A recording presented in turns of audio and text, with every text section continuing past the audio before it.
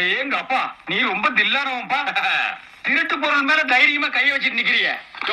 இது என்னோட பாட்டு கிடைச்ச பரிசியா? என்ன இனிமே நீ எங்கேயுமே வாயை திறந்து பாடக்கூடாதுக்காக பரிசு கொடுத்தாங்களா?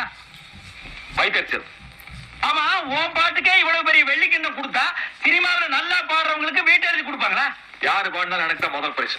ஆனா முத பரிசா கடைசி பரிசா? பாக்குறதுக்கு நல்லா பல இருக்கு. சமயத்துக்கு உதவு. எதுக்கு? அடமானம் வச்சு பணம் வாங்கத்தான். உனக்கு இந்த அடமான வைக்கிற புத்தி போதானே பாரு. சரி, வித்து முழுசா வாங்கிக்க. இந்த பரிசை வாழ்நாள் பூரா பெருமையா வீட்டுல வைக்கணியா? அவங்க கொடுப்பாங்க, நீ எப்படியா வாங்கலாம்? ஐயா, இத கொண்டு போய் எங்க வீட்டுல வைக்கிற அளவுக்கு நாங்க தகுதி இல்லாதவங்க. உங்களுக்கு கொடுக்கணும்னு ஆசை இருந்தா ஒரு பிளாஸ்டிக்ல சோப் டப்பா, ஒரு பிளாஸ்டிக்ல குங்கும சிமிழ், ஒரு பென்சில் போர்டு டின்னு கொடுங்கன்னு சொல்லலாம். ஆனா அவங்க வெள்ளியில தான் கொடுக்கணும்னு பிடிவாதம் பண்ணாங்கன்னா அவன் சைஸ்ல டம்மா துண்டு ஒரு தாயத்தை வாங்கி கருத்துல போட்டிருந்தா அது கருத்தோட போயிருக்கும். உன் சைஸுக்கு ஒரு வெள்ளி கிண்ணத்தை வாங்கிட்டு வந்து நிக்கிறியே, இது ஆளே போயிடுமேப்பா. நீ வீடு போய் சேர்றதுக்குள்ள உன்னை தேடிட்டு போலீஸ் வரும். எதுக்கு நான் ஜாமீனுக்கு ஆள் தேடுறேன்? என்னையா பண்ணலாம் இருப்பா?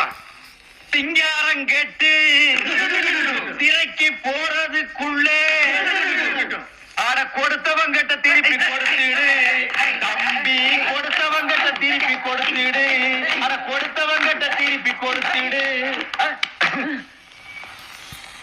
நீ எல்லாம் எவன் வீட்டுக்கு முன்னால போய் படுத்துறாத. ஏன் வாசப்படி நினைச்சு காலை வச்சு வலிக்கு விழுந்துருவானு.